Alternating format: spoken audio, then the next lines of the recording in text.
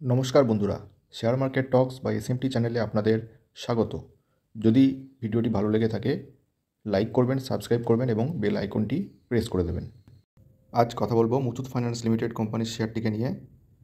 বন্ধুরা, কাল এই কোম্পানি তার ডিসেম্বর কোয়ার্টারের রেজাল্ট ডিক্লেয়ার করেছে। চলুন দেখে নিই এই রেজাল্ট কেমন হয়েছে।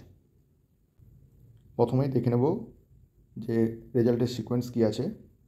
ডিসেম্বর, সেপ্টেম্বর এবং ডিসেম্বর 2022, সুতরাং সিকোয়েন্স ঠিকঠাকই আছে। দেখুন, এই যে রেজাল্ট আছে রুপিজ ইন মিলিয়নে আছে।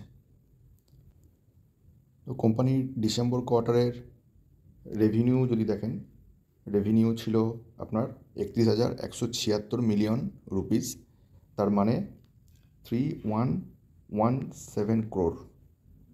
যদি আগের কোয়ার্টারে দেখেন, আগের কোয়ার্টারে কোম্পানির রেজাল্ট ছিল 3014, এবং গত বছর সেম টাইমে ডিসেম্বর কোয়ার্টারে কোম্পানির যে রেভিনিউ ছিল 2618।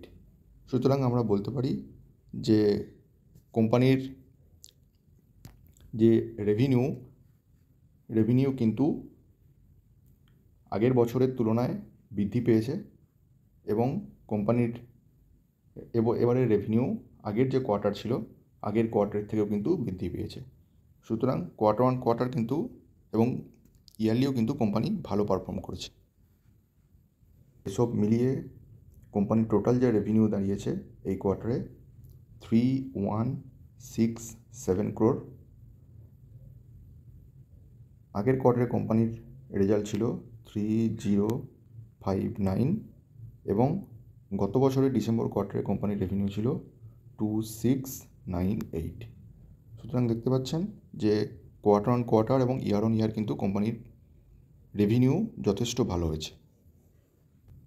কোম্পানি যদি টোটাল এক্সপেন্সের দিকে নজর দেন তাহলে দেখতে পাবেন যে টোটাল এক্সপেন্স কোম্পানির এই কোয়ার্টারে ছিল 1795। আগের কোয়ার্টারে কোম্পানির এক্সপেন্স ছিল 1743, এবং গত বছর এই ডিসেম্বর কোয়ার্টারে কোম্পানির এক্সপেন্স ছিল 1460। সুতরাং এক্সপেন্স কিছুটা বেড়েছে।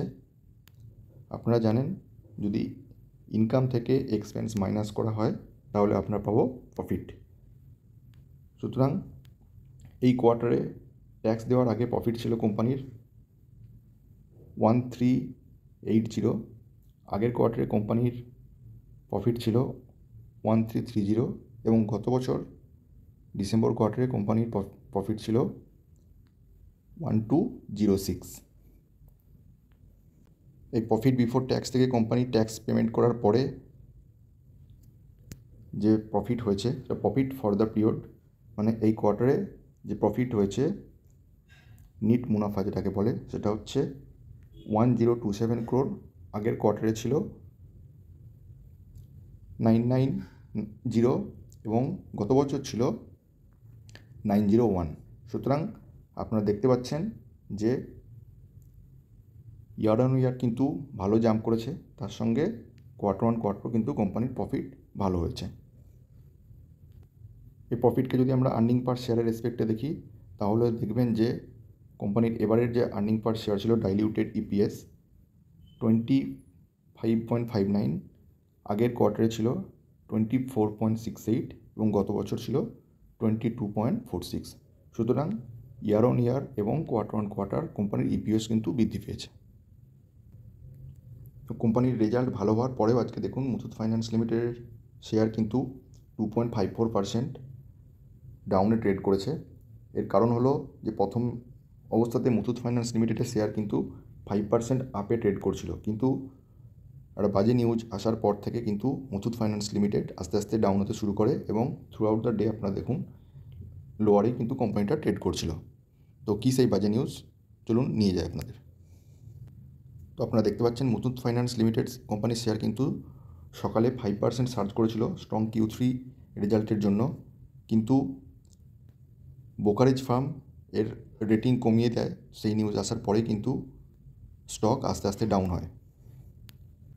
গ্লোবাল ব্রোকারেজ ফার্ম আপনারা জানেন CLSA multi national brokerage firm, এই রেজাল্টের পর মুথুট ফাইন্যান্সকে আন্ডার পারফর্ম রেটিং দেয় এবং এর যে টার্গেট প্রাইস সেই টার্গেট কমিয়ে দিয়ে 1440 করে দেয়।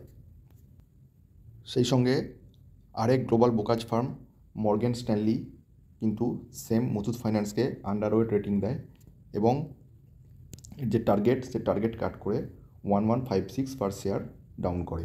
তো যখনই এই দুটো নিউজ সামনে আসে তারপরেই কিন্তু মুথুট ফাইন্যান্স কোম্পানির শেয়ার নিচের দিকে ট্রেড করে। তো বন্ধুরা, অ্যানালিস্ট বা কোনো ব্রোকারেজ ফার্ম কী রেটিং দিল তার উপর ইমিডিয়েট কিছু মার্কেট রিয়াকশান দেয় ঠিকই, কিন্তু লং টার্মে এর কোনো ভূমিকা থাকে না। আপনারা জানেন এবং রেজাল্ট দেখলেন যে মুথুট ফাইন্যান্স কিন্তু ভালো রেজাল্ট করেছে। সুতরাং আপনাদের কাছে যদি মুথুট ফাইন্যান্স কোম্পানির শেয়ার থাকে, এটা নিয়ে ভয় পাওয়ার কিছু নেই, আপনারা হোল্ড করুন। রেজাল্ট যথেষ্ট ভালো হয়েছে এবং কোম্পানি তার সর্বোচ্চ কোয়ার্টার রেজাল্ট ডিক্লেয়ার করেছে। ভবিষ্যতে কোম্পানি আরও ভালো করবে, সুতরাং ভয় পাবেন না, হোল্ড করুন। তারপরেও আপনারা অবশ্যই নিজস্ব রিসার্চ করবেন কোম্পানিটা সম্পর্কে। যদি আপনাদের কোম্পানির বিজনেস ভালো লাগে, কোম্পানির রেজাল্ট ভালো লাগে, তারপরে আপনার ডিসিশান নিন, হোল্ড করবেন, কিনবেন কিংবা বেচবেন, এটা সম্পূর্ণ আপনাদের নিজস্ব ব্যাপার। তবে আমার মনে হয় এই কোম্পানি লং টার্মে ভালো করবে। থ্যাংক ইউ বন্ধুরা, এখনকার মতো এই পর্যন্ত। দেখা হচ্ছে পরের ভিডিও।